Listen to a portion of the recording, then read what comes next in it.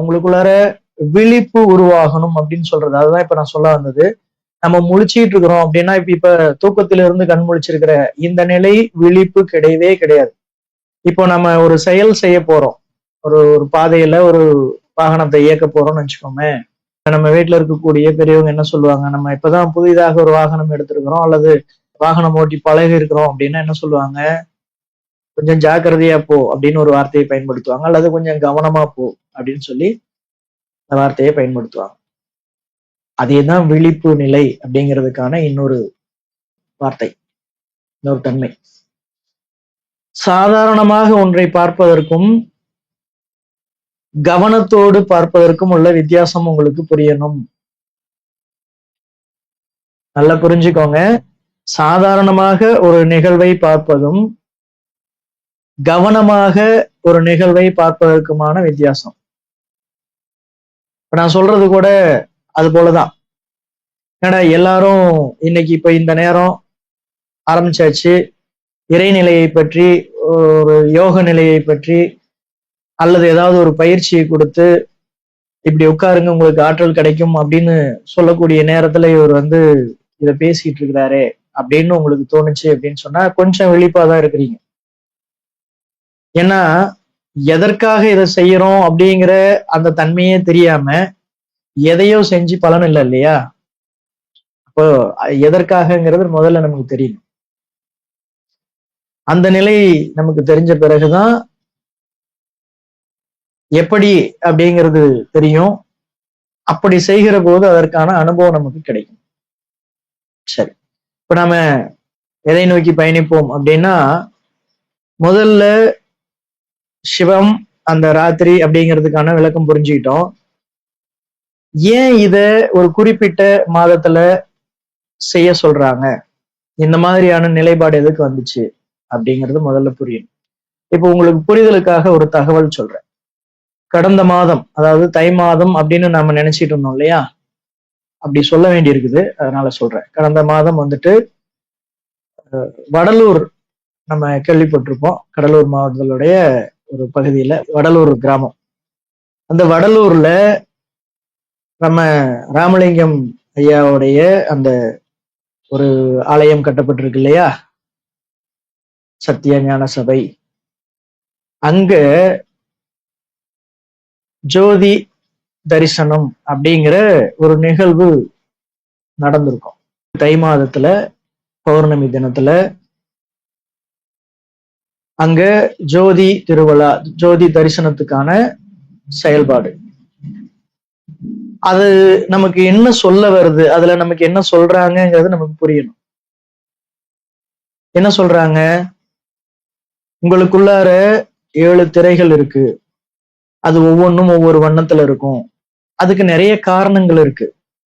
அந்த வண்ணங்கள் எதை குறிக்குது அப்படிங்கிறது நிறைய காரணம் இருக்கு. நம்மளுடைய குணங்கள் இருக்கு, நம்மளுடைய மனோநிலை இருக்கு, நாம கவனிக்கக்கூடிய இடத்துல பிரதிபலிக்கக்கூடிய நிலைப்பாடு இருந்தா அது போல இருக்குது அப்படிங்கிற மாதிரி நிறைய காரணங்கள் இருக்கு. அப்போ அந்த நிலையில இருக்கிறத விளக்குறதுக்கு, அதாவது அந்த திரைகளை விலக்கி வைப்பதற்கான செயல்பாடுகளை எப்படி செய்வது அப்படிங்கிற தகவலோடு அந்த திரைகள் நீக்கப்பட்டா உங்களுக்குள்ளார அந்த ஜோதி வடிவில் இருக்கக்கூடிய, பிரகாசமாக இருக்கக்கூடிய அருள் பெரும் ஜோதி அல்லது சிவம், சிவம்னாலும் ஜோதி தான், அது வெளிப்படும். அதை நீங்க உணர்வதற்கான வாய்ப்பு. ஆக உங்களுக்குள்ளார இருக்கக்கூடிய இறைநிலைய நீங்க உணரணும் சொன்னா இந்த திரைகளை விளக்கணும். அந்த திரைகளை விளக்குவதற்கான வழிமுறைகளையும் சொல்லி, இப்படி உங்களுக்குள்ளார இருக்குது, அதை ஒவ்வொருவரும் செய்து அந்த ஜோதியை தரிசிக்கணும், அதாவது அதை பார்க்கணும், அதோடு நாம் இணையணும் அப்படிங்கிறதுக்காக அவர் அனுபவப்பட்டதை, அதாவது தன்னுள் அனுபவப்பட்டதை வெளிப்படுத்துவதற்காக செய்யப்பட்ட செயல் இது தை மாசம். சரிங்களா? இதே போல கார்த்திகை மாதம் திரு அண்ணாமலையில் ஜோதி தரிசனம் அப்படின்னு சொல்லிட்டு ஒரு நிகழ்வு நடப்பதையும் நம்ம பார்க்கிறோம். அங்க என்ன தத்துவம் இருக்கு அப்படின்னு சொன்னா, அந்த திருவண்ணாமலையினுடைய என்ன சொல்றது, அந்த ஸ்தலம், அதாவது அந்த இடம், அல்லது நீங்க கோயில் அப்படின்னு புரிஞ்சுக்கிறீங்க இல்லையா? கோயில் அப்படின்னு சொன்னாலே ஆளுமைக்குரிய இல்லம் அப்படின்னு பொருள். அந்த இல்லத்துல நீங்க முதல்ல உண்ணாமுலை அம்மனை தரிசித்தால் மட்டுமே அண்ணாமலையாரை தரிசிக்க முடியும் அப்படிங்கிற ஒரு வழிமுறைகள் இருக்கு.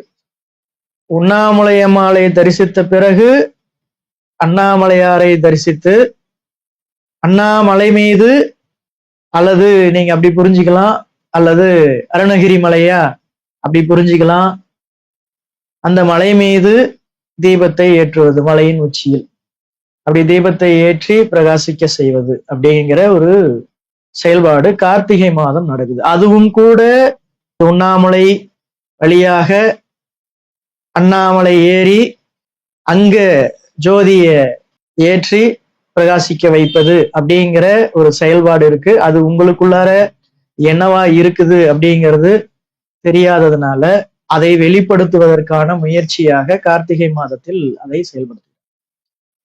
நல்லா புரிஞ்சுக்கணும். தினம் நீங்க அங்க போற போது முன்பு அதை சொல்லி கொடுக்கறதுக்கான வாய்ப்பு இருந்தது. அதாவது நீண்ட நாட்களுக்கு முன்பு சொல்றேன். இப்போ ஒரு முறை அதை செஞ்சு காமிச்சாச்சு, அது சம்பந்தமாக தகவல்கள் கொடுத்தாச்சு. இப்ப எனக்கு இந்த தகவல் தெரியுதுங்கிற போது உங்களுக்கு நான் தகவல் தரேன்.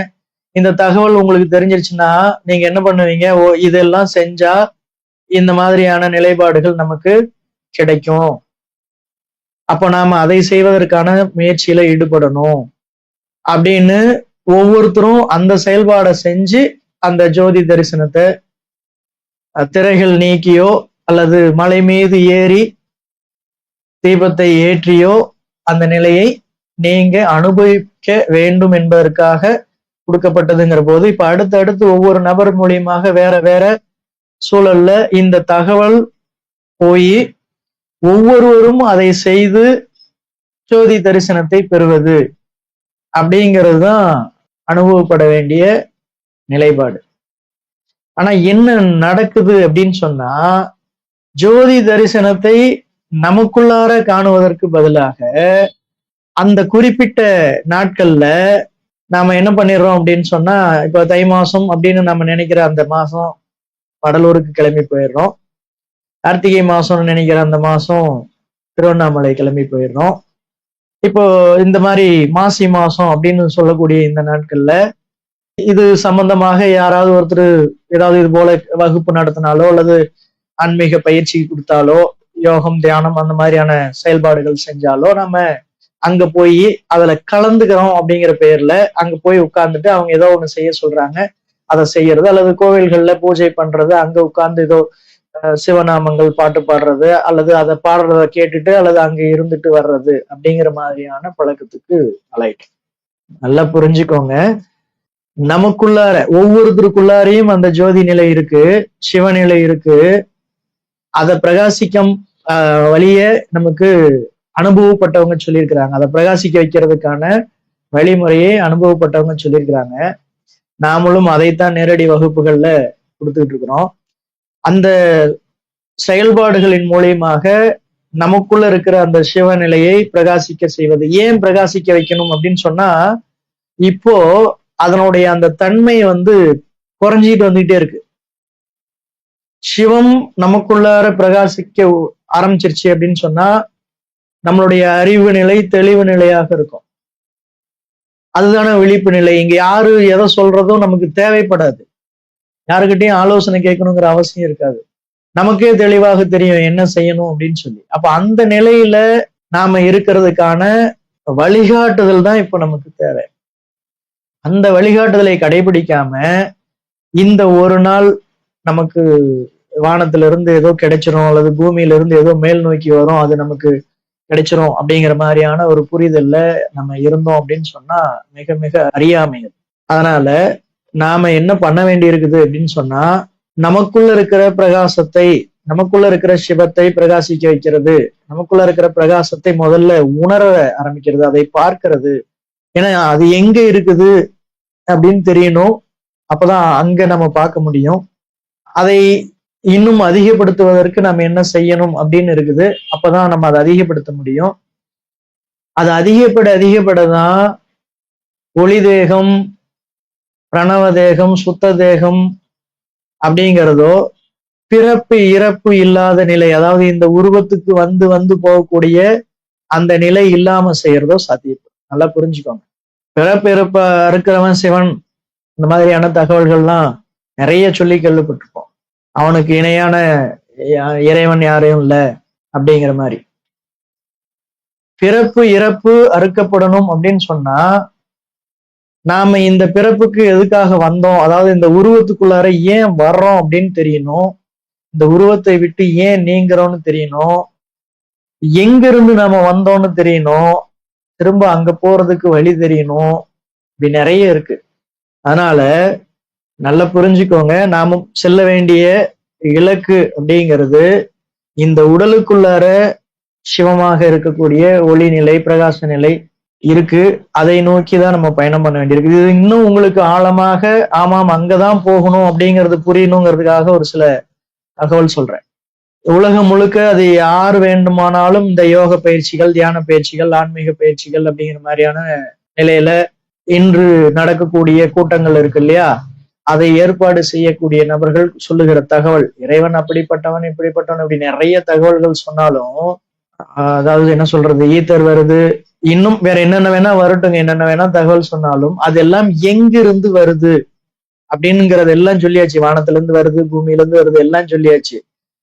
ஆனால் அது உங்களுக்கு கிடைக்கணும் அப்படின்னு சொன்னா நீங்க என்ன பண்ணணும் அப்படின்னு சொல்றாங்கிறத கொஞ்சம் ஆழமா கவனிச்சு பாருங்க. உங்களுடைய முதுகு தண்டு நேராக இருக்கணும். உங்களுடைய கவனம் முழுக்க உங்களுடைய புருவ மத்தியத்துல இருக்கணும். அப்படி நீங்க இந்த நாள்ல உட்கார்ந்தீங்கன்னா உங்களுக்குள்ளார ஈத்தருங்கிற ஆற்றலோ அல்லது இறை சக்தியோ சிவமோ அப்படி ஏதோ சொல்றாங்க இல்லையா, அதெல்லாம் உங்களுக்குள்ளார வந்து சேரும். நல்லா யோசிங்க. எங்கேயோ இருந்து வருதுன்னா நான் எங்கேயோ இருந்து வர்றத எனக்குள்ளார ஒரு இடத்துல கவனிச்சு எப்படி நான் எனக்குள்ளார நினைச்சுக்க முடியும்? இப்போ ஒரு புரிதலுக்காக சொல்லுவோமே, வீட்டுக்குள்ளார என்னுடைய உள் அறைகள் இருக்குது, அதுல நான் உள்ள ஒரு அறையில இருக்கிறேன். மற்ற எல்லா அறைகளுடைய அந்த முகப்பு துவாரம், அதாவது கதவு வந்து சாத்தப்பட்டிருக்குது. குறிப்பா வெளியில இருந்து வரக்கூடிய கதவுகள் சாத்தப்பட்டுருச்சு. இப்ப எனக்கு வெளியிலிருந்து ஒரு பொருள் வருது, நான் உள்ளுக்குள்ளார ஒரு அறையில உட்கார்ந்து கவனிச்சிட்டு இருக்கிறேன். எனக்கு வெளியில வரக்கூடிய அந்த ஆற்றல் எப்படி என்னிடம் வந்து சேரும்?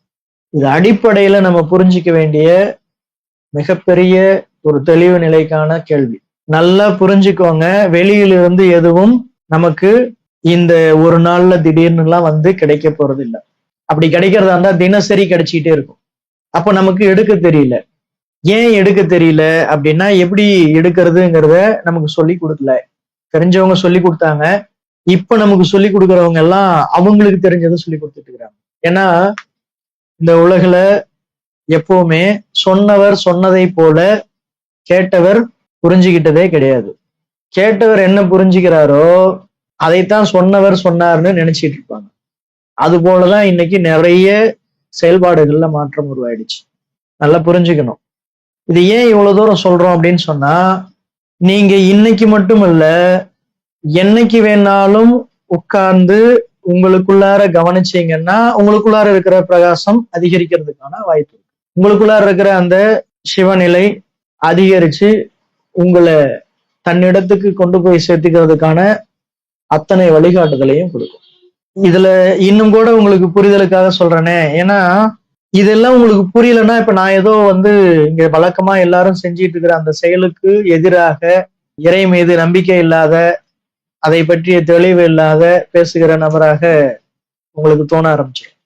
ஒரு வருடத்துல நம்ம 12 மாதம் அப்படின்னு சொல்லி ஒரு நிர்ணயம் பண்றோம் இல்லையா, அந்த 12 மாதம் அப்படின்னு நிர்ணயம் பண்ணக்கூடிய அந்த செயல்பாடு எதன் அடிப்படையில் அமைஞ்சிருக்குது, அது முதல்ல நமக்கு தெளிவாகணும்ல.